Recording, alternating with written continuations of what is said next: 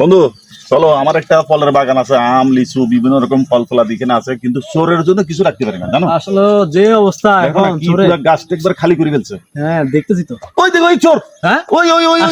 আসলে তো এই ধর। আজকে লেসু সবগুলা পারি বাজারে চুরি করে নিয়ে বেচে দিমু।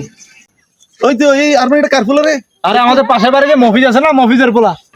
মফিসের ফুল এটা? হ্যাঁ এই তো খুব ভালো মানুষ। হ্যাঁ চলেন, হ্যাঁ বাবার কাছে বিচার দিই। চলো, তোমার বাবার কাছে বিচার দিবে, চলো।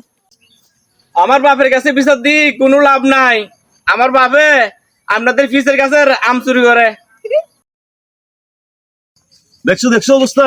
হ্যাঁ ভাই চলো, দেখলাম চলো। তো, দেখছেন অবস্থা, বাপু দোটা চুরি করে। আজকে গাছের মালিক নাই, যা আছে আম সব পাইরা বেচালামু, একটা রাখতাম না।